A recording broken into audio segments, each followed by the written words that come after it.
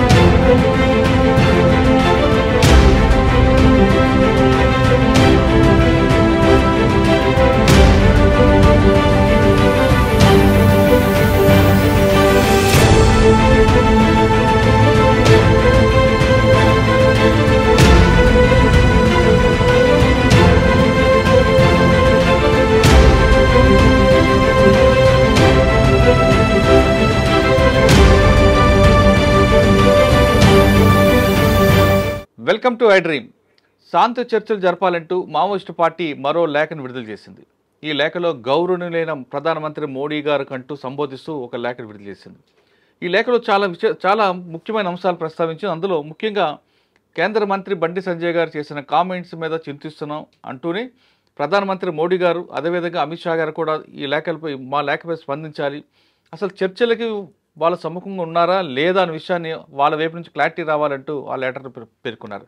ఇదే అంశంపై మనతో మాట్లాడడానికి వెస్ట్ బెంగాల్ మాజీ డీజీపీ డాక్టర్ బి రమేష్ గారు, అదేవిధంగా మావోయిస్టు పార్టీ మాజీ మెంబర్ టెక్ మధు ప్రస్తుతం మనకు ఉన్నారు.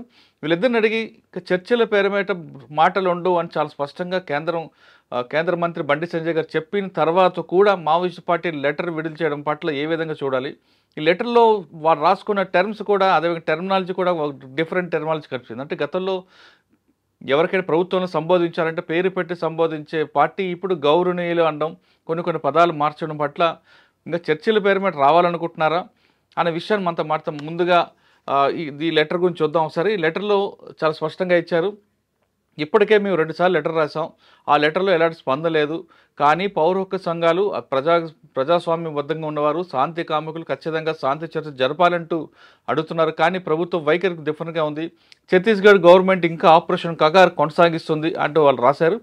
మరోవైపు ఛత్తీస్గఢ్లో నిన్న జరిగిన ఘటనలో Chhattisgarh Bijapur district Chhattisgarh home minister గారు, అదేవిధంగా ఛత్తీస్గఢ్ డీజీపీ గారు ఒక ప్రెస్ మీట్ పెట్టారు. ఈ ప్రెస్ మీట్లో వాళ్ళ ఒక ఆయుధాల డంప్ని, ఒక ఫ్యాక్టరీకి సంబంధించిన అవన్నీ తీసుకొచ్చారు. వీడియోస్ మన ఇక్కడ విజువల్స్ కనిపిస్తున్నాయి. దాంతోపాటు చాలా క్లారిటీగా ఇచ్చారు, మేము మార్చ్ 26 కల్లా మేము ఆపరేషన్ కగార్ పూర్తి చేస్తాం, ఛత్తీస్గఢ్లో అసలు మావోయిస్టు ఆచూకీ లేకుండా చేస్తామంటూ నేను డీజీ గారు కూడా ప్రెస్ మీట్ పెట్టారు. ఈ 2 సందర్భాలు బట్టి ఎలాగ వస్తుంది, అసలు శాంతి చర్చలు అవసరమా లేదా అనే అంశంతో ముందుగా వెస్ట్ బెంగాల్ డీజీ గారు మాట్లాడదాం. సార్ నమస్తే అండి. నమస్కారం సార్. మీరు డీజీపీగా పనిచేసిన టైంలో అక్కడ మల్లోజు కోటేశ్వరరావు గారు, ఈ మిడ్నాపూర్ ఏరియా అదంతా కూడా భయంకర సిచ్యువేషన్ ఉండేది, ఆ ప్రాంతం అంతా కూడా చూశారు. అదేవిధంగా ఆంధ్రప్రదేశ్లో తీసుకున్న 2004లో చర్చలప్పుడు కూడా మీకు ఒక సమాచారం ఉంది, శాంతి చర్చలు అవసరమా లేదా, అసలు 2004లో శాంతి చర్చలు ఎందుకు విఫలమయ్యాయి, ప్రస్తుత పరిస్థితిలో చర్చలు చేయాలంటారా లేదు ఆపరేషన్ కగార్ కంటిన్యూ చేయమంటారా? అయ్యా, మీ ప్రేక్షకులందరికీ, ముఖ్యంగా తెలుగునాట ఈ ప్రోగ్రామ్ ని ఇంట్రెస్ట్ గా చూసే ఐ డ్రీమ్స్ ప్రేక్షకులందరికీ కూడా నా హృదయపూర్వక నమస్కారాలు. నేను ప్రస్తుతం ఖండాంతర వ్యాసిగా అమెరికా నుంచి మాట్లాడుతున్నాను. మీకు అందరికీ కూడా మరొకసారి శుభాభినందనలు తెలియజేస్తూ, నేను ఈ 2004లో జరిగినటువంటి ఈ చర్చలు 2004 సెప్టెంబర్లో 21వ తారీఖున మావోయిస్ట్ పార్టీ ఆవిర్భవించడం జరిగింది. సిపిఐ మావోయిస్ట్ పార్టీ అనేది ఒక మావోయిస్ట్ థింకింగ్ ప్రాసెస్ లో ఉండేదాన్ని ఇటు MCC plus CPI ML PW ఈ 2 కూడా కంబైన్డ్ అయ్యి people's war group plus MCC ఈ 2 కూడా కంబైన్డ్ గా పిలిచి ప్రపంచంలోనే అతి పెద్ద మావోయిస్ట్ పార్టీగా ఉద్భవించింది సెప్టెంబర్ 21, 2004 సంవత్సరంలో. ఇక్కడ రాజశేఖర రెడ్డి గారు గవర్నమెంట్కి వచ్చిన తర్వాత, ఇన్ఫాక్ట్ గవర్నమెంట్కి రావడానికి ముందే వారు మేము చర్చలు జరుపుతామని ఒక వారి మేనిఫెస్టోలో ఇవ్వడం జరిగింది. అదే రకంగా ఇక్కడ ఆంధ్రప్రదేశ్లో ఆనాటి కంబైన్డ్ ఆంధ్రప్రదేశ్ రాష్ట్రంలో చర్చలు జరగడం జరిగింది. దానికి అందరూ రావడం జరిగింది. లైవ్ టెలికాస్ట్ కూడా చూశారు. ఆ తర్వాత కొన్ని కండిషన్స్ వల్ల అవి ఫెయిల్ అయినాయి. ఒకటేంటంటే ఈ చర్చలు అనేవి ముఖ్యంగా ట్రస్ట్ డెఫిసిట్ అన్నది ఉన్నప్పుడు ఈ చర్చలు అనేవి సఫలీకృతంగా జరగవు. ఏ చర్చ అది దౌత్యపరంగా రెండు దేశాల మధ్య జరిగినా, రెండు ఆర్మీల మధ్య జరిగినా, లేదా రెండు ఇన్సర్జెన్సీ గ్రూప్ అండ్ గవర్నమెంట్ మధ్య జరిగినా కూడా ఎవరైనా సరే చర్చలు జరిగేటప్పుడు they will follow the theory of Pareto's theory. Pareto theory అంటే let me win all the things and let the opponent lose. Win lose అనే దాంతోనే చేస్తారు. ఒకసారి కనుక ట్రస్ట్ డెఫిసిట్ లేకుండా ట్రస్ట్ కనుక ఉంటే, ఇద్దరి మధ్య కనుక ఉంటే, దెన్ విన్ విన్ సిచ్యువేషన్ గా వెళ్తారు. It's game theory. ట్రస్ట్ ఒక్కోసారి కొండకొచ్చో చర్చలు అనేవి ఒక బ్రీతింగ్ స్పేస్ కూడా మనకి ఉపయోగపడతాయి. మనం ఇది అల్లూరు సీతారామరాజు గారి సమయంలో కూడా చూసాము. అలానే ఎలాంటి ఇన్సర్జెన్సీ జరిగినటువంటి ప్రపంచ చరిత్రలో ఏ ఇన్సర్జెన్సీ చూసినా కూడా ఈ చర్చలు అనేవి సాధారణంగా ఉంటాయి. ఇది ఒక పార్ట్ ఆఫ్ ది యుద్ధ నీతి, పార్ట్ ఆఫ్ ది టెక్నిక్ అనమాట. అయితే ప్రస్తుత పరిస్థితుల్లో ఈ రోజున ఇప్పుడు భారత్ సర్కార్ ఛత్తీస్గఢ్ లో చేస్తున్నటువంటి ఆ సామూహికమైనటువంటి ఒక ప్రోగ్రామ్, అంటే ఒక చేయూతనండి, లేదా అక్కడ ఉన్నటువంటి కొన్ని development and democracy and hold strategy అనండి, hold develop and hand over అన్న స్ట్రాటజీ అనండి, కోబ్రా స్ట్రాటజీ అనండి, అంటే security and development going together. ఆ ఉద్దేశంతో మిగతా మావోయిస్ట్ ఒకనొక రోజున దేశంలో ఉన్నటువంటి 1/3 ప్రాంతం 2008 వరకు కూడా, మేము పనిచేసిన రోజులు 2008లో నేను ఆంధ్రప్రదేశ్కి వచ్చినప్పుడు సిపిఐ అంటే యాంటీ మావోయిస్ట్ కమాండర్ గా నేను వచ్చిన రోజుల్లో కూడా 1/3 ఎల్డబ్ల్యూ కేంద్రం ఉన్నది. ఎల్డబ్ల్యూ అని అంటుంది. 3 ఫేజెస్ ఉండేవి దేశంలో ఇంటర్నల్ సెక్యూరిటీకి. ఒకటి కాశ్మీరు, ఒకటి లెఫ్ట్ వింగ్ ఎక్స్ట్రీమిజం, ఒకటేమో నార్త్ ఈస్ట్. ఇప్పుడు లెఫ్ట్ వింగ్ ఎక్స్ట్రీమిజం గత 2008 నుంచి 17 సంవత్సరాల్లో చాలా వరకు మీరు స్టాటిస్టిక్స్ కనుక చూస్తే లెఫ్ట్ వింగ్ ఎక్స్ట్రీమిస్ట్ వైలెన్స్ అనేది చాలా వరకు తగ్గిపోయింది. Number of police people getting martyred. మీరు తగ్గింది అంటున్నారు, కానీ నిన్న ఇచ్చిన లెటర్లో మేము ఇంకా 16 రాష్ట్రాల్లో బలంగా ఉన్నామని వాళ్ళు చెప్తున్నారు. కానీ సెంట్రల్ గవర్నమెంట్ మాత్రం కేవలం 6 రాష్ట్రాలకే మావోయిస్ట్ పార్టీ పరిమితం చెప్తుంది. నేను వస్తున్నాను దాని దగ్గర. ఒక రోజున 221 జిల్లాల్లో, అంటే 1/3 of the districts, 1/3 of India, Bharat Maoist ప్రాబల్యం ఉండేది. వాళ్ళకుండే థియరీ ప్రకారం వాళ్ళకి తెలుసు. నేను ఆ థియరీని క్షుణ్ణంగా చదివిన వ్యక్తిగా చెప్తున్నాను మీకు. వాళ్ళ థియరీలో ఏంటంటే సోషల్ ఇంజనీరింగ్ థియరీ అది. 50% పూరా ఏరియా డామినేషన్ కానంత వరకు కూడా అండర్ గ్రౌండ్ లో పనిచేస్తూ చర్చలు అది ఇది అని చెప్పేసి, ఒకసారి కనుక చేస్తే డామినేషన్ చేస్తే ఆ గొరిల్లా వార్ఫేర్ దాన్ని లిబరేషన్ వార్ఫేర్ గా మారుస్తారు. First guerrilla warfare, then liberation warfare, then the concept of PPW, protracted people's war. ఆ పీపుల్స్ వార్ తర్వాత అల్టిమేట్ గా లిబరేషన్ వార్. ఇది వాళ్ళకున్న ఫేజెస్. అవి మావో సేటుంగ్ గారు చైనాలో వారు రెవల్యూషన్ చేసినప్పుడు రాసిన లిటిల్ రెడ్ బుక్ లో అని కారణమండి. మావో సిద్ధాంతాల్లో ఉన్నటువంటి సిద్ధాంతాల బుక్స్ లో కూడా ఇవన్నీ ఉన్నాయి, మనకి కొత్తగా ఏమి కాదు. ఆ సిద్ధాంతాల ప్రకారంగా చర్చలు అనేవి ఒక పార్ట్ ఆఫ్ అది ఇది. ఎందుకంటే మావో సేటుంగ్ గారు చెప్పారు ఒక మాట. వారు ఏమన్నారంటే, power flows from the barrel of the gun, but the gun should never control the party, the party should control the gun.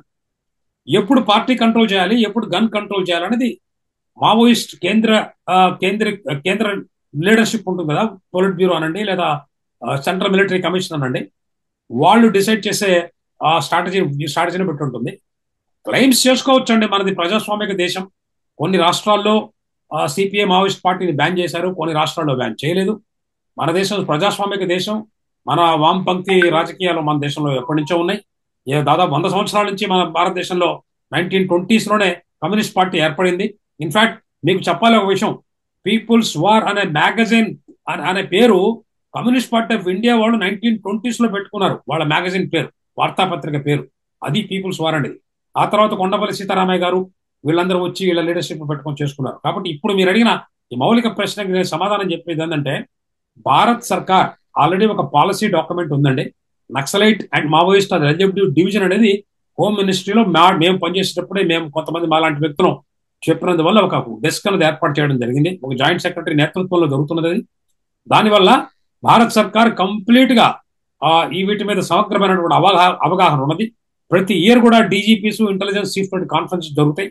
ప్రతి సబ్సిడీ ఇంటెలిజెన్స్ బ్యూరో SIB అనేది ప్రతి స్టేట్ లో కూడా ఉన్నది. అందుకని ప్రతి ఇంటెలిజెన్స్ రిపోర్ట్ ఇప్పుడు ఏ రకంగా మావోయిస్ట్ పార్టీలకి వాళ్ళ ఇంటెలిజెన్స్ నెట్వర్క్ ఉందో గవర్నమెంట్ ఆఫ్ ఇండియా కూడా అదే రకమైన ఇంటెలిజెన్స్ నెట్వర్క్ ఉంది. దానివల్ల వాళ్ళ గవర్నమెంట్ ఆఫ్ ఇండియా ఆల్రెడీ ఒక పాలసీ ఇష్యూ చేసింది, సరెండర్ పాలసీ, రిహాబిలిటేషన్ పాలసీ. అదే పెద్ద నెగోసియేషన్. ఈ రోజున చాలా మంది మావోయిస్టులు వారు సరెండర్ అవుతున్నారు. ఇప్పుడు ముఖ్యంగా మన కో ప్యానలిస్ట్ టెక్ మధు గారు, వారు శ్రీనివాస్ రెడ్డి, తోట సూర్యనారాయణ అనుకుంటాను మరి పేరు, వారు కూడా సరెండర్ అయిన వ్యక్తే 2007లో అనుకుంటాను. ఈ రకంగా వారు కూడా వచ్చేటప్పుడు వచ్చిన పాలసీస్ ఉన్నాయి. చాలా మంది నేను చాలా ఎక్కువ సరెండర్ అయిన మావోయిస్ట్ తోటి చాలా మంది తోటి నేను ప్రాక్టికల్ గా ఇంటర్వ్యూలు కూడా చేయడం జరిగింది నేను ఈ PhD చేసే టైంలో. అందుకని నాకు తెలిసినంత ఒకటి లిటిల్ నాలెడ్జ్ తోటి నేను చెప్పేది ఏంటంటే, ఈ రోజున మావోయిస్టు పార్టీ సిద్ధాంతాల్ని ఎవరి సిద్ధాంతాల నమ్మకాలు వాళ్ళకు ఉంటాయి. అందరినీ గౌరవిస్తూనే నేను వారికి అందరికి చేసే అప్పీల్ ఏంటంటే, దేశం కొంచెం క్లిష్ట పరిస్థితుల్లో ఉన్నది. దేశం కనుక బాగుంటే దేశంలో ఉండే అన్ని రాజకీయ వర్గాలు బాగుంటాయి. అందుకని ఒక రాజకీయ పక్షం మరొక రాజకీయ పక్షంతో నువ్వా నేనా అన కాకుండా మనం నువ్వా నేనా అనకంటే కూడా నువ్వు నేను అని ముందుకు వెళ్ళగలిగితే, ఈ రోజున మన ముఖ్య ఎనిమీస్ ఉన్నటువంటి బయట ఉన్న శత్రువులు ఉన్నారు, అంతర్గత శత్రువులు ఉన్నారు. వీళ్ళ అంతర్గత శత్రువులతో కూడా మనం చేసేసి అందరం కూడా ఒక నమ్మకమైనటువంటి ఒక ట్రస్ట్ డెఫిసిట్ లేకుండా గవర్నమెంట్ మీద నమ్మకం ఉంచి ఈ సరెండర్ పాలసీస్ ని అడాప్ట్ చేసి మళ్ళీ జనశ్రవంతిలోకి రండి, ఎమ్మెల్యేలు కాండి, మినిస్ట్రీలు ఎస్టాబ్లిష్ చేయండి. ఒక CPI మార్క్సిస్ట్ గవర్నమెంట్ కేరళలో ఉంది, మొన్నటిదాకా త్రిపురలో ఉన్నారు, అంతకుముందు వెస్ట్ బెంగాల్లో దాదాపు 34 సంవత్సరాలు పరిపాలించారు. మావోయిస్టు పార్టీలు కాంటి లేదా వామపంథీ పార్టీలు CPI ML వాళ్ళు ఈ రోజున మిస్టర్ దీపాంకర్ భట్టాచార్జీ వాళ్ళు కాంగ్రెస్ పార్టీతో కూడా ఒక కూటమిలో ఉన్నారు బీహార్లో. సో నేను చెప్పేది ఏంటంటే, ప్రజాస్వామిక గవర్నమెంట్లో వీళ్ళు రావచ్చు, వీళ్ళు మూల స్రోతంలో రండి, అదే మనం ఆహ్వానం చేస్తున్నాం. ఒక ప్రజాస్వామిక వ్యక్తిగా, ఒక దేశభక్తుడిగా, అందరినీ గౌరవించే వ్యక్తిగా, మావోయిస్ట్ సిద్ధాంతాలను నమ్మే చాలా మంది మావోయిస్ట్ సిద్ధాంతాలను వాళ్ళ యొక్క సిద్ధాంతాలను నైతికత్వాన్ని రెస్పెక్ట్ చేసి వచ్చిన మహావీరులు ఎంతో మంది ఉన్నారు, నేను కాదంటలేదు. వారు అందరినీ కూడా నేను చేసేది అంతే, వాళ్ళు రండి, లోపలికి రండి, మీరు మెయిన్ స్ట్రీమ్లోకి రండి. మెయిన్ స్ట్రీమ్ లో ఉన్నటువంటి కొన్ని పాశవికమైనటువంటి కొన్ని సిస్టమ్స్ ని మీరు క్లియర్ చేయండి. మీరు జంగిల్స్ లో ఉండి అట్లా ఇట్లా చేస్తున్నారు, అది చేసే కంటే కూడా జంగిల్ కంటే కూడా జల్ జమీ జంగల్ అనే సిద్ధాంతం, ఈ జల్ అండ్ జమీన్ లో కూడా చాలా అక్రమాలు ఉన్నాయి. జంగిల్లోనే కాదు, వాటి మీద కూడా మీరు కాన్సన్ట్రేట్ చేసి మీరు రండి, మీరు మెయిన్ స్ట్రీమ్ లో రావాలని చెప్పేసి మీకు ఆహ్వానిస్తున్నా. అలానే సెంట్రల్ గవర్నమెంట్ అనేది అయ్యా మీకు ఒకటి చెప్తా దలుచుకున్నా, ముఖ్యంగా ఏంటంటే వాళ్ళకి బయటికి రమ్మని మీరు కోరుతున్నారు. లేదు, అదే నేను కోరడం ఒక్కటే కదండి, మీరు మరొక రియాలిటీ కూడా చెప్తున్నారు మేడం. అయితే ఒక్క నిమిషం, power flows barrel of the gun అంటున్నారు మీరు. Okay, 1 second sir. What is the comparison of a gun with a T-72 tank, sir? What is the temper of the gun? Where does the gun stand when you compare it with the rifle? ఇక్కడ tech మంది కూడా ఉన్నారు, ఆయనతో కూడా మాట్లాడదాం అన్న. ఇప్పుడు చెప్పండి, సార్ చెప్తున్నట్లుగా వెస్ట్ బెంగాల్ సార్ చూశారు, అక్కడ కూడా చర్చలు జరిగాయి, కానీ కొన్ని సంఘటన వల్ల అది ఎక్స్చేంజ్ ఆఫ్ ఫైర్ జరగడం. ఇప్పుడు ప్రస్తుతం కమ్యూనిస్ట్ పార్టీ ఎక్కడ పుట్టిందో అక్కడ పూర్తిగా కనుమరుగైంది. వెస్ట్ బెంగాల్లో పార్టీ పుట్టింది అక్కడ 24 పరగనాల జిల్లా, చారుమందనాథ్ వీళ్ళందరూ ఉన్న ప్రాంతంలో పూర్తిగా లేదని చెప్పుకోవాలి. ఇప్పుడు కేవలం 6 రాష్ట్రాల మాత్రమే పరిమితి అయింది, కానీ ఇప్పుడు లెటర్లో 16 రాష్ట్రాలు. ఒకసారి వాళ్ళు వెనక్కి వెళ్తే పార్టీలో చాలా కాలం పనిచేశారు. నిన్న ఇచ్చిన లెటర్లో పార్టీ రాసిన టెర్మినాలజీ కూడా డిఫరెంట్గా కనిపిస్తుంది. గౌరవనీయ ప్రధానమంత్రి గారు అని సంబోధిస్తూ బండి సంజయ్ గారు ఇలా రాయడం, బండి సంజయ్ గారు చేసిన కామెంట్కి చింతిస్తున్నాడడం, ఇక్కడ గ్లోబల్ మీడియా అంటే గోబీ అనడం, ఇలా రకరకాలు వస్తున్నాయి. ఇటువంటి టెర్మినాలజీ ఎప్పుడైనా పార్టీ రిలీజ్ చేస్తుంది ఈ టెర్మినాలజీతో లెటర్? మన చర్చలో పాల్గొన్న DGP గారికి నమస్కారం. మీకు కూడా ఇక్కడ విషయం మనము కొద్దిగా అంత లోతుగా అధ్యయనం చేయాల్సిన అవసరం ఉంది. అంటే మావోయిస్టు పార్టీ ఆలోచనలోనే ఆలోచన ధోరణిలో మాట్లాడే స్వరంలో కూడా చాలా చేంజెస్ వచ్చిందనేది మనకు అర్థమవుతుంది. గతంలో మనము ఏ పత్రిక చూసుకున్నా, ఏ పాంప్లెంట్ చూసుకున్నా, ఏ పేపర్ స్టేట్మెంట్ చూసుకున్నా కూడా పాలక వర్గాలను ఇంత మృదువైన పదజాలంతో సంబోధించింది ఎప్పుడు లేదు. ఇది ఫస్ట్ టైం. ఇది ఒక కేంద్ర కమిటీ స్థాయిలో ఉన్నటువంటి అభయ్ గారు, అదేవిధంగా రూపేష్ గారు కూడా చాలా స్పష్టంగా గౌరవనీయమైనటువంటి పదాలతోనే ఉచ్చరించడం జరిగిందన్నట్టు. ఇది ఆ ఒక మార్పు రకంగా మంచిదే కదండి. ఇది మనము మనకు కనిపిస్తుంది ఇక్కడ ఎస్ ఎస్ భారతీయ భాష ప్రధాన సంవాదుల కనుక మనం ఏంటంటే ఇది మనం ఆహ్వానించదగ్గ మంచి పరిణామం ఇది. అంటే మావోయిస్ట్ పార్టీ ఎప్పుడు కూడా పదజాలం అనేది అది ఒక రెబల్గా ఉండేది. అది రెబల్గా అంటే చాలా కర్కశంగా, అంటే ఒక కత్తితోని కోసినట్టుగా ఆ పదజాలం అనేది వాడడం అనేది మావోయిస్ట్ పార్టీ లిటరేచర్లలో మనం చూస్తుంటాం. మనం ఇప్పుడు ఈ విషయానికి వచ్చేసరికి ఇప్పుడు ఉన్నటువంటి ఈ సందర్భంలో ఈ నెల రోజులలో వారు ఇచ్చేటువంటి స్టేట్మెంట్స్ కానీ వారు ఇచ్చినటువంటి పత్రికా ప్రకటనలో కానీ చాలా సౌమ్యమైనటువంటి పదజాలాన్ని వాళ్ళు ఉచ్చరించడం అంటే మావోయిస్టు పార్టీ ఆలోచనలు సరళిలో కొంచెం అంతా తేడా అనేది మనం గమనించవచ్చు. మనం గతం కంటే ఇప్పుడు చూడవచ్చు. అంటే ఇక్కడ ఈ పత్రికా ప్రకటనలో అనేక సందర్భాల్లో బండి సంజయ్ గారిని కూడా చాలా గౌరవనీయమైన పదంతో సంబోధించారు. అదేవిధంగా ఛత్తీస్గఢ్ హోమ్ మినిస్టర్ గారిని, అమిత్ షా గారిని, ప్రధానమంత్రి గారిని, వీళ్ళందరినీ కూడా గారు అనే ఒక పదాన్ని జోడించి గౌరవనీయమైనటువంటి పదాలను జోడించి మాట్లాడడం అంటేనే వాళ్ళ యొక్క ఆలోచనలో కొంత మృదువైనటువంటి స్వభావం వచ్చింది అనేది మనకు అనిపిస్తుంది. అంటే ఇంతకు ముందున్నంత స్ట్రాంగ్గా, ఇంత ముందున్నట్టు అంత వేడిగా లేదు అనేది మనకు అర్థమవుతుంది. అది మంచి పరిణామం కదండి. ఇది చాలా మంచి పరిణామం. ఎందుకంటే ఒక మావోయిస్ట్ పార్టీ రాజ్యాంగానికి వ్యతిరేకంగా సుదీర్ఘ కాలం పాటు పోరాటం చేస్తున్నటువంటి మావోయిస్ట్ పార్టీ ఇటువంటి పదజాలాన్ని వాడడం వల్లనే వారు కొంత తగ్గినట్టుగా మనకి ఇక్కడ అర్థమవుతుంది. అంటే సాయుధ పోరాటంలో ఇది ఒక పరిణామం అని చెప్పి మనం అనుకోవచ్చు కూడా. సార్, లెటర్ చదివారు మీరు. ఆ లెటర్ చూస్తుంటే పార్టీ శాంతి చర్చల పేరు మీద ముందుకు రావాలనుకుంటుందా, లేదు అసలు వాళ్ళ ఎజెండా ఏం కనిపిస్తుంది? మూడోది, పార్టీని పూర్తిగా లీగలైజ్ చేద్దామనే ఉద్దేశం కనిపిస్తుందా మీకు? అంటే ఇక్కడ నా పరిశీలన బట్టి ఆ లెటర్లో ఉన్నటువంటి పదజాలము, తర్వాత దాంట్లో వాళ్ళు రాసినటువంటి మ్యాటర్ను బట్టి నాకేమనిపిస్తుందంటే చర్చల అంటే సాయుధ పోరాటంలో ఆయుధం అనేది చాలా కీలకమైంది. అది అటువంటి ఆయుధాన్ని విసర్జించి రావాలి అంటే ఒక్కరుగా మేము ఎవరం నిర్ణయం తీసుకోలేము. అవును. అంటే 16 రాష్ట్రాల్లో మా పార్టీ ఉంది. అంటే మా కోర్ కమిటీ కూడా కూర్చొని నిర్ణయం తీసుకోవాలంటే కూడా మాకు వెసులుబాటు అనేది లేదు. మాకు తీవ్రమైనటువంటి నిర్బంధంలో మేము ఉన్నాము. కాబట్టి ఇది మాకు సాధ్యం కావట్లేదు.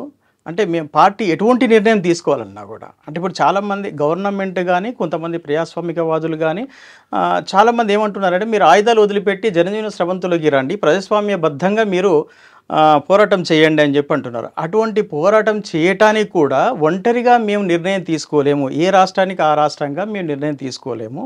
కాబట్టి 16 రాష్ట్రాల్లో ఉన్నటువంటి రాష్ట్ర కమిటీలు అందరం కూర్చొని ఒక దగ్గర ఒక నిర్ణయం చేయాల్సిన అవసరం ఉంది. కాబట్టి ఆ నిర్ణయం చేసుకోవటానికి మాకు వెసులుబాటు ఇవ్వండి అని చెప్పి వెరీ క్లియర్గా అభయ్ గారు తన లెటర్లో ప్రస్తావించడం జరిగింది. అది మంచి పరిణామం అని చెప్పి మనం అనుకోవచ్చు. సార్, మొత్తం 16 రాష్ట్రాలు ఉందంటారా పార్టీ? అంటే 16 సెంట్రల్ గవర్నమెంట్ ప్రకటించిన దాంట్లో మావోయిస్టు పార్టీ ప్రభావిత రాష్ట్రాలుగా 6 రాష్ట్రాలు ఇచ్చింది. ఆంధ్రప్రదేశ్, తెలంగాణ, ఛత్తీస్గఢ్, జార్ఖండ్, ఒడిశా, కొంత భాగం అటు ఉన్నట్లు మహారాష్ట్ర. అయితే కొన్ని రాష్ట్రాలలో రాష్ట్ర కమిటీలు ఉన్నాయి.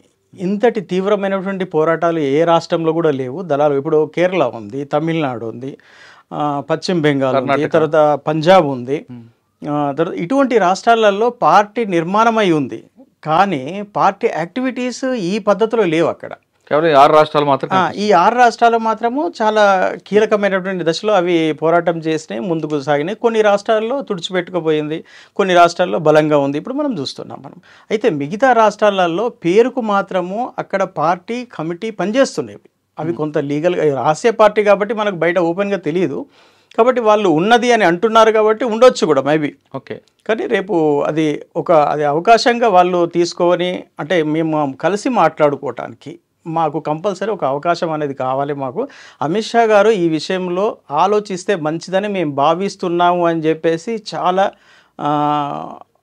సౌమ్యంగా మాట్లాడడం జరిగింది. కాకుండా చర్చలు పేరిట మాట్లాడడానికి ప్రధానమంత్రి మోడీ గారు వైఖరి కూడా చెప్పండి అంటూ కూడా రాశారు. అంటే ఇక్కడ ఏంటంటే మాది నేషనల్ పార్టీ కాబట్టి నేషనల్ గవర్నమెంటే మాకు చర్చలకు ఆహ్వానిస్తే మాకు గౌరవంగా ఉంటుంది అనే విషయాన్ని వాళ్ళు చెప్పకనే చెప్తున్నారు. అది అయితే ఇక్కడ సాయుధ పోరాటాన్ని విరమిస్తాము అనే వర్డ్ వాళ్ళు ఎక్కడ వాడలేదు. వాళ్ళు కానీ కాల్పులకి విరమించాము, కాల్పులకి విరమణ ప్రకటించారు 6 నెలలని ప్రకటించారు, కానీ అది హత్యలు అన్నిటి జరుగుతూనే ఉన్నాయి. రీసెంట్లీ కూడా ఒక 4 ఇన్ఫార్మర్లను ఛత్తీస్గఢ్లో చంపడం జరిగింది. అదే కాకుండా ఛత్తీస్గఢ్ దగ్గర తెలంగాణ రాష్ట్రం గ్రేహౌండ్స్ కానిస్టేబుల్ 3 చనిపోయారు. 3 చనిపోయారు. అంటే కాల్పుల విరమణ అనేది వాళ్ళు ప్రకటించినప్పటికీ కూడా అన్ని రాష్ట్రాలలో అది అమలు అనేది జరగట్లేదు.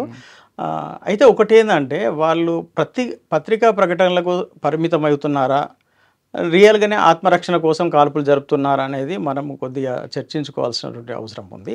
అయితే ఏది ఏమైనప్పటికీ కూడా ఇప్పుడున్నటువంటి పరిస్థితులలో మావోయిస్టు పార్టీ భారత పాలక వర్గాలతోని కూర్చొని ఒక సమझौता చేసుకోవటానికి ఒక మంచి వాతావరణం కావాలని మాత్రం వాళ్ళు మనస్ఫూర్తిగా కోరుకుంటున్నట్టుగా మనకు అర్థమవుతుంది.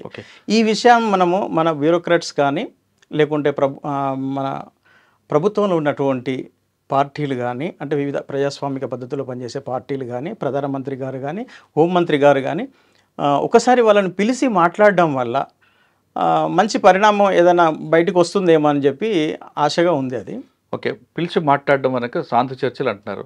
అంటే 45 సంవత్సరాలు దండకార్యంలో పార్టీ ఏం చేసింది, ఎలాంటి డెవలప్మెంట్ చేసింది, దాని మీద కూడా చర్చించాలంటారా? కేవలం తుపాకీ విడిచిపెట్టి మాట్లాడడంగా పరిమితం అనుకుంటారు అన్న. ఇక్కడ చర్చ అంటే ఒకే విషయం మీద కాదు, ఎజెండా వాళ్ళు పెట్టలేదు కదా ఇంతవరకు. ఎజెండా పెట్టకపోవడం అనేది రాజకీయం. అది ఎందుకంటే మావోయిస్టు పార్టీ కూడా ఒక రాజకీయ పార్టీ. అంత తొందరగా తన అభిప్రాయాన్ని ప్రజల ముందు ఓపెన్గా చెప్పదు. ఎందుకంటే దీంట్లో అనేకమైనటువంటి అంశాలు ఇమిడి ఉంటాయి దీంట్లో. ఎందుకంటే సాయుధ పోరాటం చేస్తూ అనేక మంది సాయుధులుగా ఉన్నారు. ఇప్పుడు వాళ్ళందరినీ కన్విన్స్ చేసుకోవాలి, ప్రజలను కన్విన్స్ చేయాలి. అంటే సాయుధ పోరాటం విరమించాలంటే కూడా చాలా పెద్ద ప్రాసెస్ అది మావోయిస్ట్ పార్టీకి. మనం అనుకున్నంత ఈజీ కాదు అది. ఏదో మనము మీరు నిరాయుధులై రాండి, మీరు ఆయుధాలు పక్కకు పెట్టి రాండి అంటే ఒక పార్టీ మొత్తంగా అలా రావాలంటే అది చాలా ప్రాసెస్ ఉంటుంది. ఆ ప్రాసెస్ అంతా వాళ్ళు పూర్తి చేసుకొని రావాల్సి ఉంటుంది.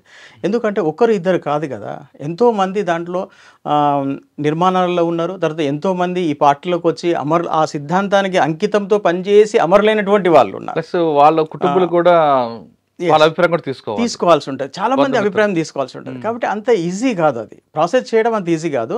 అయితే దీన్ని మనం కొద్దిగా పరిశీలించాల్సిన అవసరం, ప్రతి విషయాన్ని కూడా క్షుణ్ణంగా పరిశీలించాలి. ఈజీగా కూడా మనం గతంలో కొండపల్లి సీతారామ గారు ఏ విధంగా అయితే లీగలైజ్ చేశారు 1977లో, అదే పందాన్ని ఇప్పుడు ఎత్తుకోపోతున్నారా, లేదు పందా మార్చి ఒక వ్యూహంలో భాగంగా ముందుకు వస్తున్నారా? మావోయిస్టు పార్టీ ఎప్పుడు కూడా అనాలోచితంగా ఏ ప్రకటన చేయదు. అది ఇవాళ శాంతి చర్చలు అంటుంది అంటే ఇప్పుడున్నటువంటి నిర్బంధంలో పార్టీని విస్తరించడం సాధ్యం కాదనే ఉద్దేశం నుంచే వాళ్ళు ఇటువంటి శాంతి ప్రస్తావన అనేది తీసుకొస్తున్నారు. మొన్నటి వరకు ఎవరూ మాట్లాడలేదు. గత 6 నెలల నుంచే శాంతి చర్చలు అనే పదం అనేది మనం వింటున్నాము. దానికి కొంతమంది ముందుకు వస్తున్నారు. మంచిదే, శాంతి చర్చలు చేస్తే తప్పేం కాదు. అది ప్రజాస్వామ్యంలో అటువంటి ప్రక్రియ అనేది మనం కొనసాగించాలి కూడా. అయితే ఇక్కడ ఒకటి విషయం ఏంటంటే చర్చలు ఏ ప్రాతిపదిక మీద జరగాలనేది, ఎజెండా ఏంటిది అనేది ముఖ్య అంశం. ఇక్కడ ఆదివాసులలోనే ప్రధానంగా పార్టీ పనిచేస్తుంది కాబట్టి ఆదివాసుల అభివృద్ధి మాత్రమే వీళ్ళు ప్రస్తావిస్తారా, ఎజెండాలో ఆ అంశాన్ని మాత్రం పెడతారంటే మనం అంతవరకు పరిమిత ఉంటారని అనడానికి వీల్లేదు మనం. ఎందుకంటే మన భారతదేశము అర్ధవలస అర్ధభూస్వామ్య విధానం కలిగి ఉందని చెప్పి చెప్తున్నారు. రెండోది ఇక్కడ పెట్టుబడిదారు విధానం కూడా బలంగా ఉంది, సామ్రాజ్యవాదం యొక్క ప్రభావం కూడా బలంగా ఉంది. కాబట్టి ఇటువంటి అన్ని అంశాలను జోడించి ఒక ఎజెండా తయారు చేసేటువంటి అవకాశం ఉంది. అయితే ఇప్పుడు వాళ్ళు ఎటువంటి ప్రస్తావనలో ముందుకు రాలేదు, వాళ్ళు చర్చల ప్రస్తావనలో ఎటువంటి అంశాల మీద ముందుకు వస్తామని రాలేదు. అయితే నా ఉద్దేశంలో ఏముందంటే చర్చలు చేయాల్సి వస్తే ప్రధానంగా భారతదేశం యొక్క అభివృద్ధి మీద జరగాలి, ఆదివాసుల యొక్క అభివృద్ధి మీద జరగాలి. ఈ 45 సంవత్సరాలుగా మావోయిస్ట్ పార్టీ పనిచేస్తున్నటువంటి ఆదివాసీ ప్రభావిత ప్రాంతాలలో అభివృద్ధి ఏ విధంగా ఉంది అనేది కూడా మనం చర్చ చేయాలి.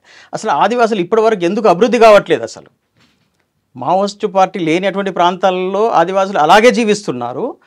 మావోయిస్టులు ఉన్నటువంటి ప్రాంతంలో కూడా అంతకంటే దరిద్రంగా జీవిస్తున్నటువంటి ప్రాంతాలు కూడా ఉన్నాయి. ఎందుకంటే మీరు చెప్తున్నారు కానీ అక్కడ జంతన సర్కారు ఉంది, ప్రభుత్వం బాగా పనిచేస్తుంది, మా ప్రభుత్వంలో ఆదివాసులు చాలా చక్కగా ఉన్నారంటే వాళ్ళు ప్రకటన కూడా చేస్తున్నారు కదా. అంటే జంతన సర్కార్ అనేది భారత ప్రభుత్వానికి ఆల్టర్నేటివ్గా పెట్టినటువంటి ఒక నెట్వర్క్ వాళ్ళు ఏర్పాటు చేసుకున్నారు. ఈ నెట్వర్క్ మీద వాళ్ళు ఎన్ని అంశాల మీద పనిచేశారు? ప్రధానంగా భూమి సమస్య ఒకటి ఉందండి అక్కడ. వ్యవసాయం అనేది ప్రధానం. ఆదివాసులు వ్యవసాయం మీదనే ఆధారపడి బ్రతుకుతున్నారు.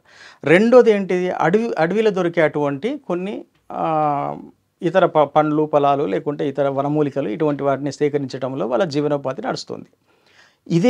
ఈ విషయాల మీద ఎంతవరకు జంతన సర్కారులు పనిచేశాయి, అక్కడ వ్యవసాయాన్ని ఎంతవరకు అభివృద్ధి చేసి ముందుకు తీసుకొచ్చారు, ప్రజల యొక్క జీవన విధానము జంతన సర్కారులో ఎంతవరకు మెరుగుపడింది, అంటే అక్కడ ప్రజలు ఏమనుకుంటున్నారు, అక్కడ జంతన సర్కారులతోని సంతుష్టిగా ఉన్నారా, లేదు ఆ సర్కారు వల్ల ప్రభుత్వం ఇస్తున్నటువంటి సబ్సిడీలు కానీ ఈ ఫెసిలిటీస్ కానీ వాళ్ళకి అందకుండా పోతున్నాయా?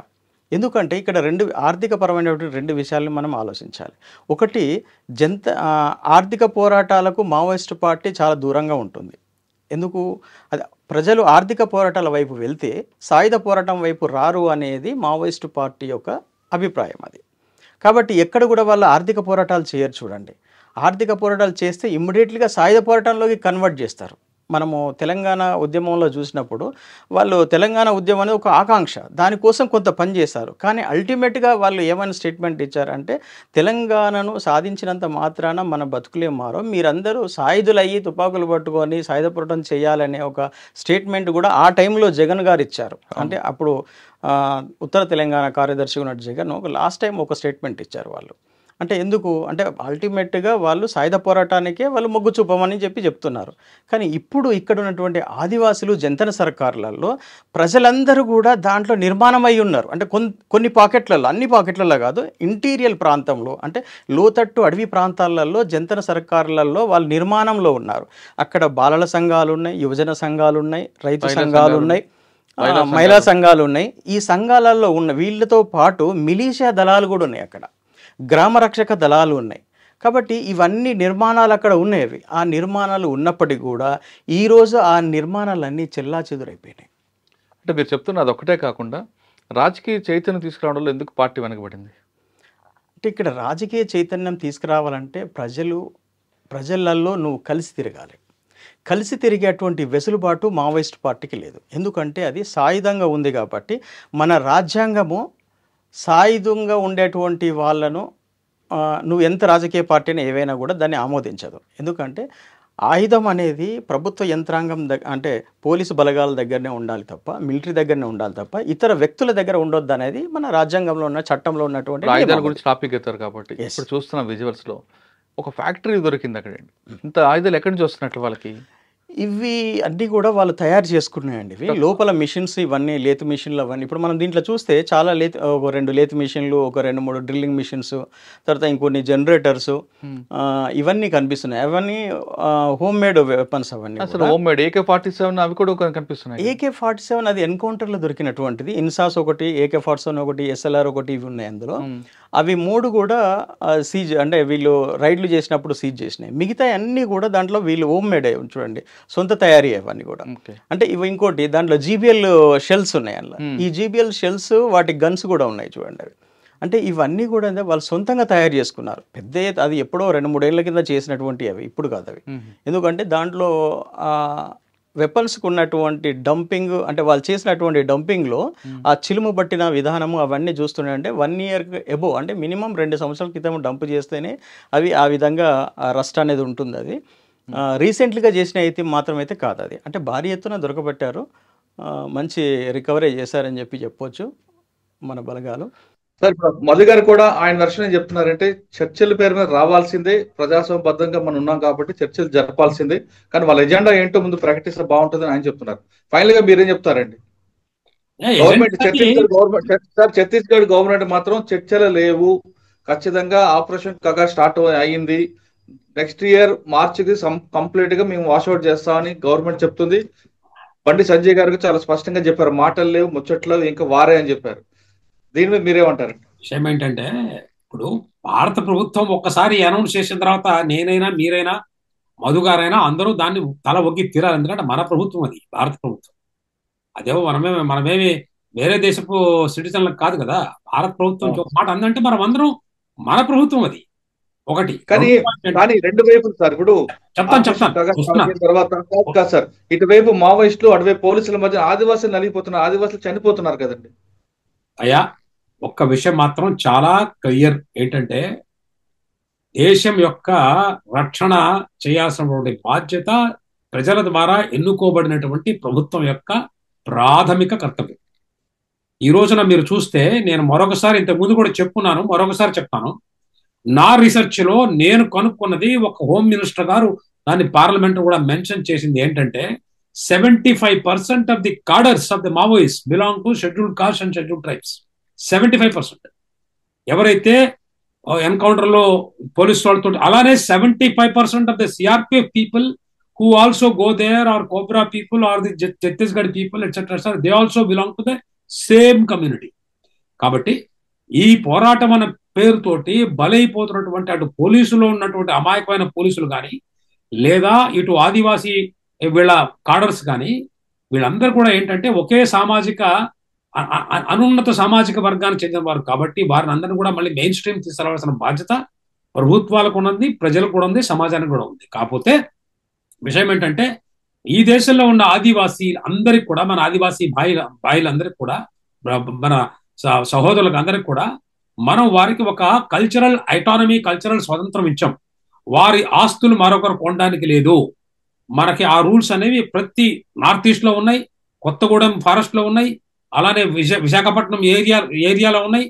అన్ని చోట్ల కూడా అది లేకపోతే ఈ రోజున డబ్బున్న ప్రతి ఓడి వెళ్ళేసి అక్కడ చాలా చౌక 5 పైసలకి 10 పైసలకి ఎకరాలు కొని కొట్టి 100 ఎకరాలకి వాళ్ళు భూస్వామి గిరి చేసేవాళ్ళు.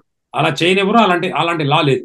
రెండోది, ఆదివాసీ సమాజంలో చాలా వరకు ఉండే కల్టివేషన్ సిద్ధాంతాలు అవన్నీ కూడా కల్చరల్ గా వాళ్ళకి రిజిస్ట్రేషన్ అనేది వాళ్ళు చేసుకోరు.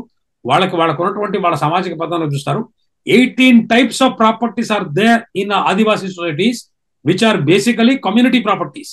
నో ఓనర్షిప్, పర్సనల్ ఓనర్షిప్ ఉండదు. కాబట్టి ఆదివాసీలకు ఉన్నటువంటి ఆ కల్చరల్ ఐడెంటిటీ, ఆదివాసీ అంటేనే ఆదిమ సామ్యవాచక సమాజం, అది వాళ్ళ దగ్గర నుంచి మనం నేర్చుకోవాల్సింది ఎంతో ఉంది. సో ఆ ఆదివాసీలు ఎలా బతకాలనుకుంటున్నారు, వాళ్ళకి స్వాతంత్రం, ప్రిమిటివ్ ట్రైబల్ గ్రూప్స్ ఉన్నాయి, వాళ్ళ లాంగ్వేజ్ ని ప్రొటెక్ట్ చేయడం, అల్చికి భాషను ఇవ్వడం, ఇలాంటివి ఉన్నాయి. మనకి ఈ రోజున 2 ట్రైబల్ రాష్ట్రాలను మనం ఏర్పాటు చేసుకున్నాం. ఒకటి ఛత్తీస్గఢ్, రెండోది జార్ఖండ్.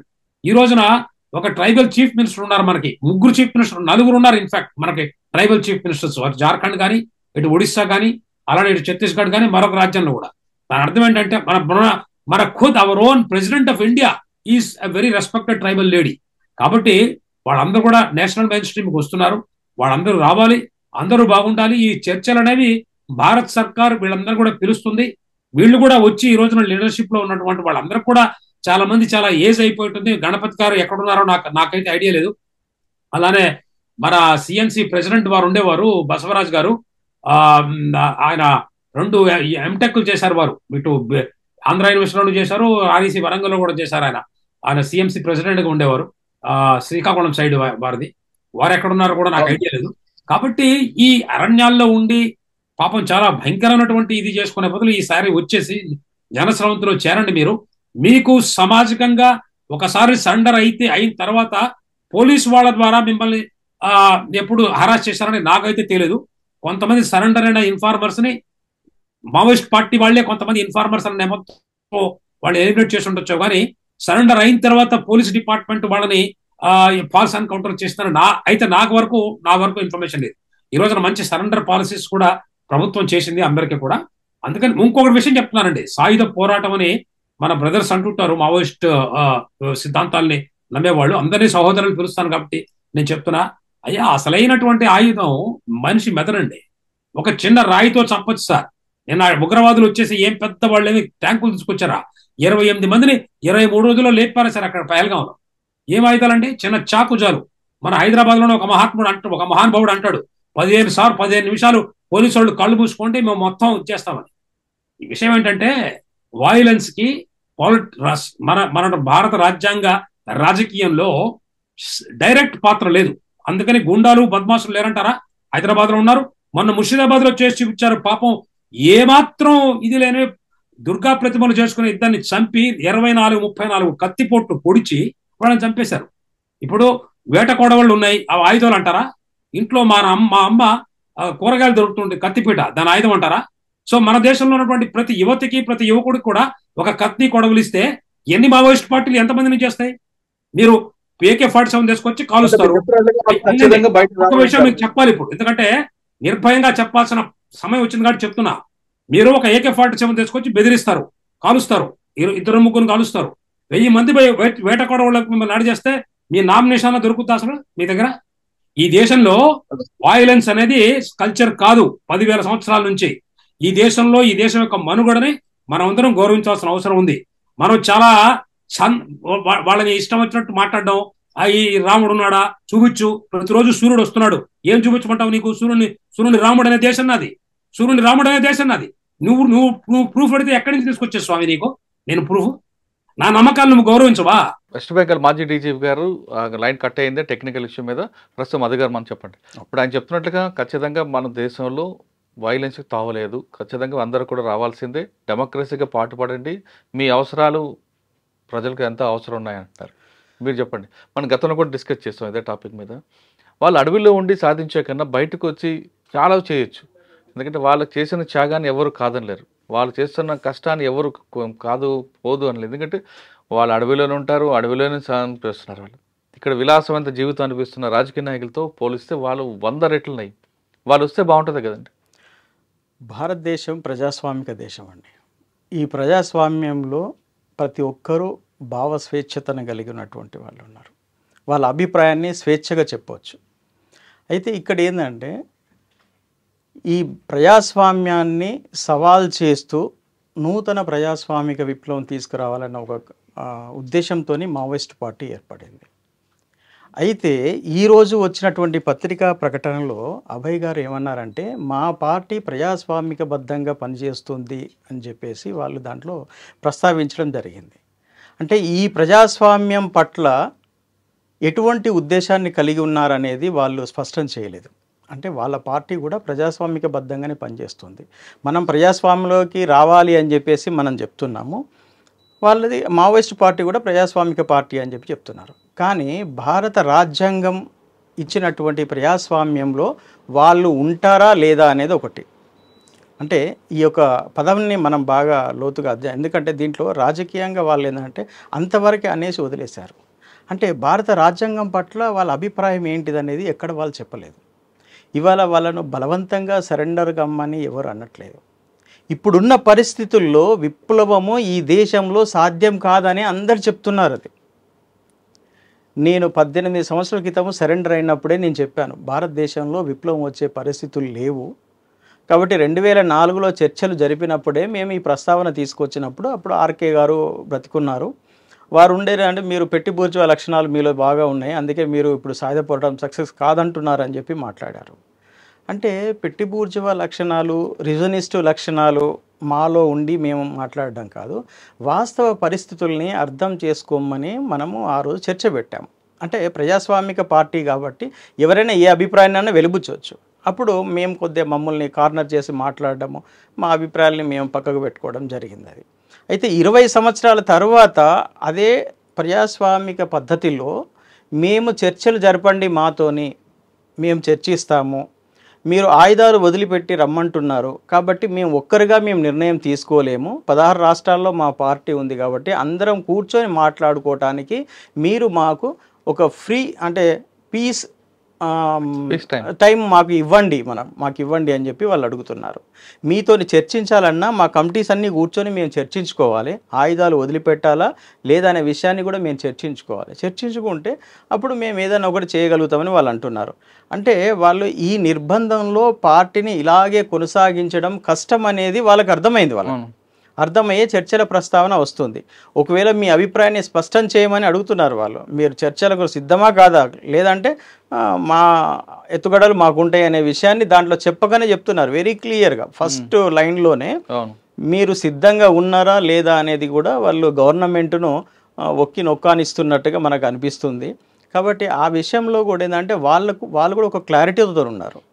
అవకాశం ఇస్తే ప్రజల్లోకి వెళ్దాము, లేకపోతే ఇలాగే కొట్లాడదామా అనే ఒక ఇది కూడా సెన్స్ కూడా దాంట్లో మనకు కనిపిస్తున్నది మనకు.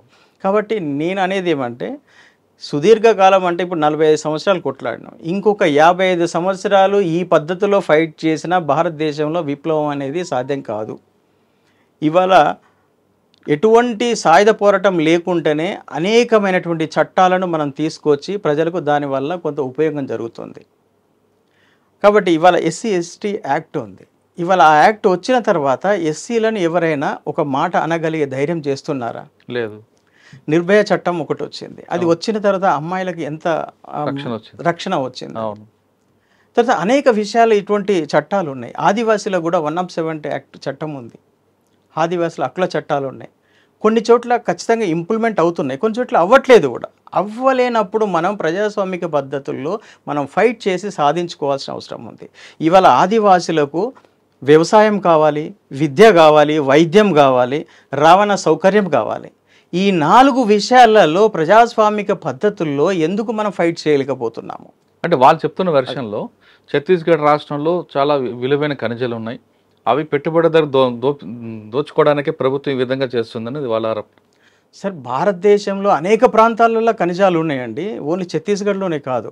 జార్ఖండ్లో 1910లోనే అప్పుడున్నటువంటి బ్రిటిష్ ప్రభుత్వము ఐరన్ వెలికి తీయడం మొదలుపెట్టింది. ఇప్పుడు జంషెడ్పూర్ ఏరియాలో ఫస్ట్ టైం మన ఇండియాలో ఐరన్ ఫస్ట్ బయటికి తీసింది అక్కడే. టాటా స్టీల్స్ ఉన్నాయి కదా. దాని తర్వాత బయలడీలా ఇవన్నీ తీసుకుంటూ వచ్చారు. అట్లాంటి ఒరిస్సాలో కూడా తీస్తున్నారు. మావోయిస్టులు లేని ప్రాంతాల్లో కూడా బయటికి తీస్తున్నారు కదా. ఓబులపురం మైన్స్ అక్కడ ఏమున్నాయండి? అక్కడ కూడా ఐరన్ ఉంది కదా. అక్కడ మావోయిస్ట్ పార్టీ ఏం లేదు అక్కడ. ఇక్కడ కూడా మన అడవి ప్రాంతంలో, దండకారణ్య అడవి ప్రాంతంలో అపారమైన నిక్షేపాలు ఉన్నాయి అనేది వాస్తవమే. అంతకు మించి కూడా మంచి వ్యవసాయ భూములు కూడా ఉన్నాయి అక్కడ. అక్కడ రైతులు ఇప్పటికి కూడా ఆదిమ మానవుల్లాగా జీవిస్తున్నారు. వాళ్ళకు వ్యవసాయం నేర్పించాలి. వాళ్ళకు ఈ సొసైటీలో వాళ్ళను భాగం చేయాలి. ఈ విషయం మీద ఎందుకు మనం చర్చ చేయకూడదు? మనం ఈ విషయం కూడా ప్రభుత్వం కూడా సీరియస్గా ఆలోచించాలి. అక్కడ వ్యవసాయాన్ని అభివృద్ధి చేయాలి. ఆర్గానిక్ వ్యవసాయము దండకారణ్యంలో చేస్తే అద్భుతమైనటువంటి ఫలితాలు వస్తాయి. ఎందుకంటే అక్కడ వాళ్ళకి ఇప్పటివరకు ఫెర్టిలైజర్ ఫెసిలిటీ అంటే తెలియదు వాళ్ళకు. ఆ ప్రాంతాన్ని అంతా ఒక జోన్గా ప్రకటించేసి ఒక ప్లాన్ ప్రకారంగా దాన్ని అగ్రికల్చర్ డెవలప్ చేస్తే ఈ ఖనిజాల కంటే ఎక్కువ ఉత్పత్తి అక్కడ మన ఆర్గానిక్ ఉత్పత్తులు తీయొచ్చు మనం. అది ప్రజలకు భోజనాన్ని పెడుతుందండి. మంచి వాళ్ళకు జనజీవనంలోకి ఆదివాసులను తీసుకురావడానికి అదొక మంచి ప్రణాళిక ఉంటుంది. అది ఆ విషయంగా ఎందుకు మనము ఫైట్ చేయకూడదు? ఎవరైనా ఎక్కడైనా ఆదివాసులకు వ్యవసాయానికి ఇది కావాలి, వ్యవసాయం ఇక్కడ డెవలప్ చేయాలి, ఇక్కడ ఒక ఇరిగేషన్ ముందుకు తీసుకురావాలి, ప్రాజెక్టులను ముందుకు తీసుకురావాలని ఎప్పుడైనా ప్రస్తావించారా? అది చేయాలి. ఆదివాసులకు ఇవాళ వాటర్ ఇరిగేషన్ సరైన సౌకర్యాలు లేవు. అక్కడ అపారమైనటువంటి నదులు ఉన్నాయి, అక్కడ అపారమైనటువంటి వాగులు ఉన్నాయి, జల సంపత్తి ఉంది అక్కడ. దాన్ని సక్రమంగా వినియోగించుకోలేకపోతున్నారు. 45 ఏళ్ళ నుంచి ఏం చేస్తున్నట్టు అక్కడ? అంటే ఫైనల్గా మీరు చెప్తారు, ఇప్పుడు పార్టీతో చర్చలు జరపమంటారా లేదా ఆపరేషన్ కగార్ కంటిన్యూ చేయమంటారా? మావోయిస్టులు నాలాగా ఈ దేశం కోసము వాళ్ళ సర్వాన్ని త్యాగం చేయడం కోసం వెళ్ళారండి. నేను కూడా అలాగే వెళ్ళాను. కాకపోతే నేను ఆ సిద్ధాంతము, ఆ సాయుధ పోరాటము నచ్చక, అదేవిధంగా సేమ్ టైము నాతో పనిచేసినటువంటి వాళ్లకు నేను రక్షణ కల్పించినప్పుడు, వాళ్ళను నేను రక్షించుకోలేనప్పుడు ఈ సాయుధ పోరాటం కూడా నాకు అవసరం లేదని చెప్పి చెన్నైలో నాతో పాటు అరెస్ట్ అయిన ఒక 16 కుటుంబాల కోసము నేను మావోయిస్టు పార్టీని వదిలిపెట్టేసి నేను సరెండర్ అయ్యాను. ఎందుకంటే ఆ ప్రజలు అరెస్ట్ అయ్యి జైళ్ళల్లో ఉన్నారు, వాళ్ళ కుటుంబాలు వీధిన పడ్డాయి. నేను మాత్రమే సాక్రిఫై చేయడానికి మావోయిస్ట్ పార్టీలకు వెళ్ళాను. కానీ ఆ ప్రజలు ఎవరు రాలేదు. వాళ్ళు మా దగ్గర జాబ్ వర్క్ తీసుకొని కొన్ని వందల రాకెట్ లాంచర్లు వాళ్ళు మ్యానుఫ్యాక్చరింగ్ చేశారు. అటువంటి వాళ్ళు అరెస్ట్ అయితే మావోయిస్ట్ పార్టీ పట్టించుకోలేదు, ఎవరు పట్టించుకోలేదు. ఏం చేయాలి? నాకుగా నేను డిసిషన్ తీసుకొని నన్ను నమ్మిన ప్రజలు నా వల్ల నష్టపోవద్దన్న ఉద్దేశం నుంచి వాళ్ళ కోసం నేను సరెండర్ అయ్యి నా స్టేట్మెంట్ మీదనే వాళ్ళకు బెయిల్స్ ఇచ్చారు. ఆ కేసులు ఇప్పుడు ఇంకా పెండింగ్ ఉన్నాయి, నడుస్తున్నాయి. ఇవాళ మావోయిస్ట్ పార్టీలను కూడా నేను అందులో ఉన్నటువంటి క్యాడర్ను కూడా నాతో పనిచేసిన వాళ్ళందరినీ కూడా నేను ఒకటే కోరుతున్నాను, మేము సరెండర్ కావడం వల్ల మేము ఎవరికి ఏమో ఇది చేయలేదు, అన్యాయం చేయలేదు. ఈ సొసైటీలో ఎలా జీవించాలనో ప్రజలకు నేర్పించే పనిలోనే ఉన్నాం. ఇవాళ నేను ఒక పరిశ్రమ పెట్టడం వల్ల కొంతమందికి ఉపాధి కల్పిస్తున్నాను. మీలో కూడా మంచి జ్ఞానవంతులు ఉన్నారు, మంచి వాళ్ళు ఉన్నారు, మంచి రాజకీయ నాయకులు ఉన్నారు, నిస్వార్థంగా పనిచేసే రాజకీయ నాయకులు. మీరు ఈ ప్రజాస్వామ్యంలోకి రండి. మీరు కొంతమంది ప్రజాస్వామ్యంలోకి వస్తే మాకు రక్షణ లేదు అని చెప్పి మాట్లాడతారు. అక్కడ ఉన్నా కూడా రక్షణ లేదు. ఆయుధాలు ధరించి నువ్వు ఉన్నా కూడా నీకు అక్కడ రక్షణ లేదు. కానీ ఇక్కడికి రావడం వల్ల నువ్వు కొంతమందికి నువ్వు న్యాయం చేసిన వాడివి అవుతావు. నువ్వు స్వార్థపూరితంగా నేను చెప్పట్లేదు, నిస్వార్థంగానే మీరు ప్రజల కోసం బయటకు వచ్చి పనిచేయండి, తప్పు లేదు దాంట్లో. కొన్ని అవకాశాలు ఉన్నాయి. మేము ఇవాళ 20 ఏళ్ళు అయినా సరెండర్ అయినా మాకు ఎటువంటి అన్యాయం జరగట్లేదు. ఇక్కడ ఒక రకంగా ఇక్కడ ఉన్నటువంటి పోలీస్ డిపార్ట్మెంట్ కానీ ఇక్కడ ఉన్నటువంటి బ్యూరోక్రాట్స్ కానీ మాకు రెస్పాండ్ అవుతున్నారు, సహకరిస్తున్నారు. సరెండర్ అయిన ప్రతి వాళ్ళకు సహకరిస్తున్నారు. అయితే వాళ్ళు ఇచ్చిన హామీలు ఎంతవరకు నెరవేరినాయి అనేది వేరు. సరెండర్ పాలసీలో అన్ని హామీలు నెరవేరినాయి అంటే నేను చెప్పలేను. నేను కొన్ని ఇంకా పెండింగ్ ఉన్నాయి. అయినప్పటికీ కూడా జీవించడానికి కావాల్సిన స్వేచ్ఛ అనేది ఇక్కడ ఇచ్చారు. మావోయిస్టు పార్టీలో ఉన్నటువంటి మీ అందరికీ కూడా ఈ ప్రభుత్వము అటువంటి స్వేచ్ఛని ఇస్తుందని నేను భావిస్తున్నాను. మీరు రండి, ఈ ప్రజలకు ప్రజాస్వామిక పద్ధతుల్లో మీరు సేవ చేయండి, నిస్వార్థంగా సేవ చేయండి. ఈ రాజకీయాలను మార్చండి, మీరు స్వార్థపూరిత రాజకీయాలను మీరు మార్చండి. అందుకోసం మీరు రండి. మీరు బయటికి రావడం వల్ల ఈ మార్చి 31, 26 వరకు ఏదైతే డెడ్లైన్ పెట్టారో హోమ్ మినిస్టర్ గారు, ఈ 10 నెలల కాలంలో ఇంకొక 1000 మంది చనిపోయే అవకాశం ఉంది. ఒకవేళ మీరు ఎంత తొందరగా నిర్ణయం తీసుకుంటే అంత తక్కువ ప్రాణహాని జరుగుతుంది. లేదు అంటారా, ఇంకొక 50 ఏళ్ళు మీరు ఇలాగే కొట్లాడినా కూడా ఈ భారతదేశంలో విప్లవం అనేది సక్సెస్ కాదు. అది నా సహోదరులు గమనించాలని నేను కోరుతున్నాను. నేను హింస వల్ల మనం ఏమి సాధించలేము. అహింసకే మనము ముందుకు వచ్చేసి ప్రజాస్వామిక పద్ధతుల్లో మనం అనేక మార్పులు మనం తీసుకురావచ్చు. ఆ విప్లవ పరిస్థితులు లేనప్పుడు బలవంతంగా సాయుధ పోరాటం చేయడం కరెక్ట్ కాదనేది నా అభిప్రాయము. ఆ పరిస్థితులు ఉన్నప్పుడు భారతదేశం నిజంగా ప్రజలు పీడింపబడుతున్నారు, రైతులు పీడింపబడుతున్నారు, కార్మికులు పీడింపబడుతున్నారు, ప్రజలు పీడింపబడుతున్నారు, ఇక్కడ వాళ్ళకు స్వేచ్ఛ సమానత్వం ఏమీ లేదు అనుకున్నప్పుడు ఆ ప్రజలు మీరిచ్చిన నినాదానికి వాళ్ళు రెస్పాండ్ అవుతారు. అప్పుడు సాయుధ పోరాటం చేయాలంటే చేయొచ్చు. కానీ ఇప్పుడు విప్లవ పరిస్థితులు లేవు అనే విషయాన్ని మావోయిస్టులు అందరూ కూడా గమనించాలి. ప్రభుత్వం కూడా వారికి ఒక అవకాశాన్ని ఇచ్చి చూస్తే బాగుంటుందేమో అనేది నాకు అనిపిస్తుంది. ఎందుకంటే వాళ్ళు చాలా రిక్వెస్ట్గా అడుగుతున్నారు. వాళ్ళు అంటే గౌరవనీయులైన ప్రధానమంత్రి గారు, హోంమంత్రి గారు మాకు ఒక అవకాశం ఇవ్వండి, మేము శాంతి చర్చలు చేస్తాము, చేసిన తర్వాత మా పార్టీ ఒక నిర్ణయం తీసుకుంటుంది అని చెప్పేసి వాళ్ళు ఒక రిక్వెస్ట్ చేస్తున్నప్పుడు భారత ప్రభుత్వం కూడా వాళ్ళకు ఒక అవకాశం ఇచ్చి చూస్తే మంచిదేమో అనేది నా అభిప్రాయం అండి. ఓకే, దీర్ఘకాల యుద్ధం ద్వారా సాధించేది ఏది లేదు అంటున్నారా మధు గారు? ఆయన చెప్తున్నట్లుగా ఖచ్చితంగా మీరందరూ రండి. ప్రస్తుతం ఉన్న పరిస్థితుల్లో మీ అవసరం ప్రజలకు ఎంతో ఉంది. అంతేకాకుండా వచ్చే మార్చి వరకు కానీ మీరు ఉంటే మీతో పాటు మిమ్మల్ని కాపాడే మరికొంతమంది ఆదివాసీల ప్రాణాలు కోల్పోతారు. కాబట్టి వాళ్ళ కోసమైనా మీరు బయటకు రండి అని చెప్తారు. అంతేకాకుండా భారత ప్రభుత్వం కూడా వాళ్ళకు మరొకసారి అవకాశం ఇవ్వండి. చర్చలు అడుగుతున్నారు, చర్చలలో వాళ్ళు ఏమి అడుగుతున్నారు అన్న విషయాన్ని కూడా మాట్లాడితే మన ప్రజాస్వామ్య దేశం కాబట్టి వాళ్ళకి చర్చలు అవకాశం ఇచ్చి వాళ్ళకు కావాల్సింది ఏదో ఒక విషయం తీసుకొస్తే రెండు పక్షాలు కూడా బాగుంటుంది. ముఖ్యంగా రెండు పక్షాలు నలిగిపోతున్న ఆదివాసీల కోసమైనా భారత ప్రభుత్వం చర్చలు జరపాల్సిందంటూ టెక్ మధు గారి అభిప్రాయం. ఇది మావోయిస్ట్ పార్టీ చర్చలపై టెక్ మధు గారు, అదేవిధంగా వెస్ట్ బెంగాల్ మాజీ డీజీపీ గారి అభిప్రాయం. వచ్చే వారం మరో విషయంలో మళ్ళీ కలుద్దాం. అంతవరకు నమస్తే అండి. Thank you. నమస్తే. iDreams, this police diaries is something very, very valuable towards that. I must really appreciate Murali, your insights. iDreams founder and CEO Chinna Vasudev Reddy gartoni Muralidhar crime stories చాలా famous అయిపోయినావు.